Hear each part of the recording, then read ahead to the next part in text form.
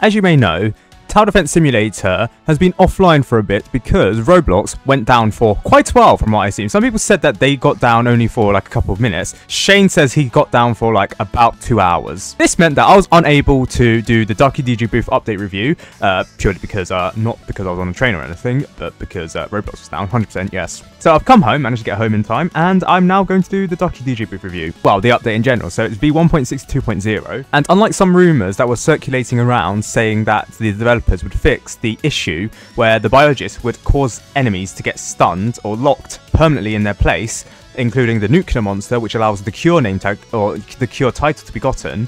This is not actually true. The developers have not actually fixed this issue in this update, but it seems like they're going to fix it in the next update. There's also a rumor circulating that anyone who got the Cure title may have it removed. That's the same rumor, or well, that the developers would remove anyone with the Hardcore badge, or they wanted to retire the Hardcore badge because people were abusing the military base glitch. In the end, the developers did not do that, so I doubt that the developers would make it. So if you have the Cure name, the Cure title, then it would be revoked from your inventory. However, yes, the Cure title isn't actually meant to be gotten, which is why it is hidden. I've heard some people say that there is a new thumbnail for this update. This is actually the case. For some reason, the developers decided to upload this thumbnail about 2 days ago before the update, and it doesn't look like another update, another thumbnail that looks like the other thumbnails that look for Tower Defense Simulator. This looks more like a promotional thumbnail than it does a game thumbnail. Like, this is a game thumbnail, and this is a promotional image, even though it should have the watermark for Tower Defense Simulator. Oh look, a furry crook boss.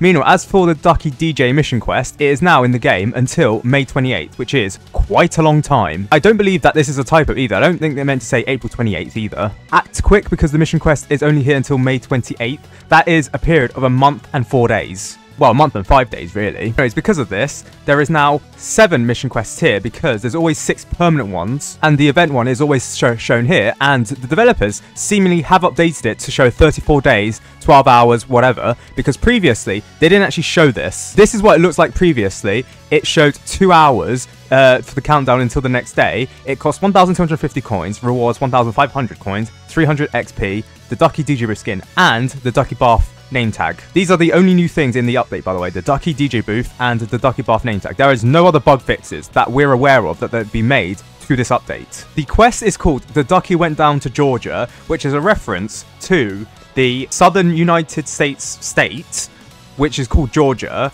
because I believe Georgia is well known for like country music, which this is clearly based on. The Ducky DJ Booth is based on country music, and it costs 399 Robux, which in the grand scheme of things, that isn't actually too bad, because I believe there are some contracts that cost 499 Robux. And when you consider the objectives for this Ducky DJ Booth, you might consider this price. So the first objective was to generate 75,000 cash with the DJ Booth, which seems plausible.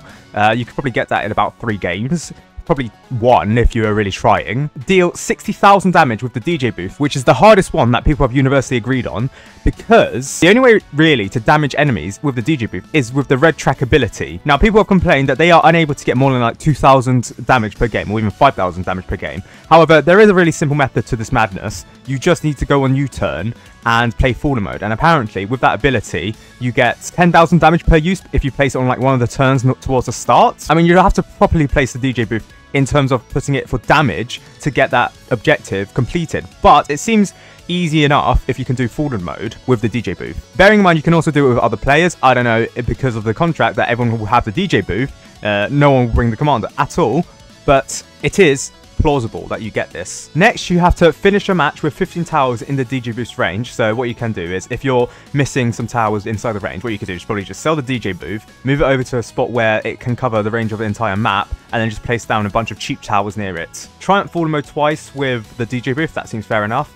And then triumph the event on hard mode with the DJ Booth. Again, that seems fair enough as well. You don't need to be the person that brings the DJ Booth. Someone else can also bring the DJ Booth, and that will probably count towards the objective, because it counts for other previous objectives for other mission contracts. So overall, the DJ Booth contract list is actually quite long. There are 5 objectives, one of them being quite hard, and the fact that the cost for the contract isn't that much, it's only 400 Robux. I can see what the developers are doing, but also, this contract does last for 34 days. Also, I don't know if the contract would expire on the May 28th as it did for the Core Blocks Hunt event. Probably would assume so. Now, there are 2 rewards from the Ducky quest. Firstly, you get the Ducky Bath name tag.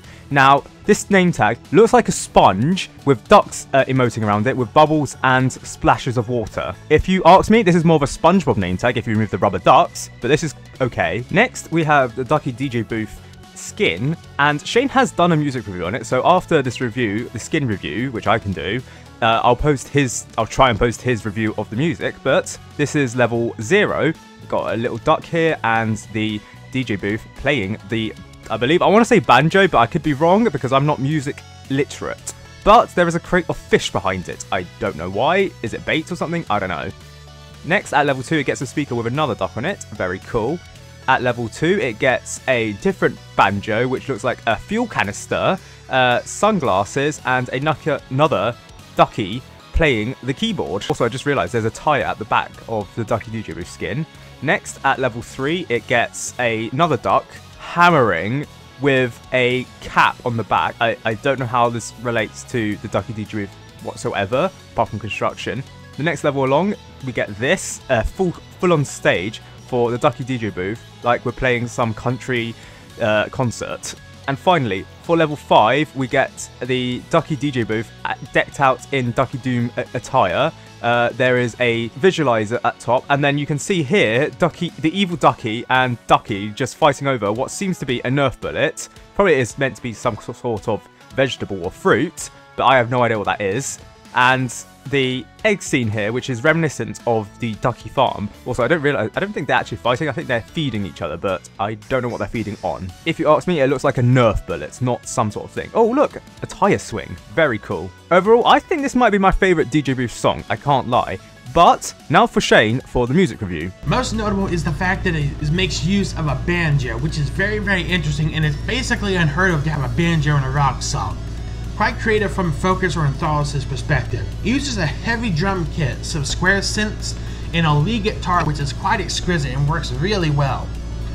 And of course the orchestral hits, which are prominent in the Duck Hunting song from the Duck Hunt 2022 event.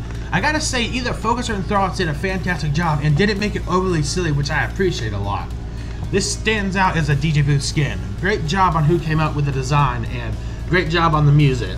Thank you, Shane, for the music review. He might have contracted asthma while doing it. So, overall, I think that the Ducky DJ Booth skin is actually quite a good skin. People are saying that they don't like it because it's a women's skin. I didn't even realise it was a women's skin. Not like the genders or the sex of towers determine whether I like the tower or not. After all, the Biologist is my favourite tower, but no bias whatsoever. I totally do not have a degree in biology. Anyways, that was just this week. This week was pretty small update. However, next week they are doing the Sawma rework. I guess the developers are still working on a bi-weekly update schedule, but they decided to release the Ducky DJ Booth skin in this update alongside an unused name tag that was meant to be in the Battle Pass. Or, well, was speculated to be in the Battle Pass.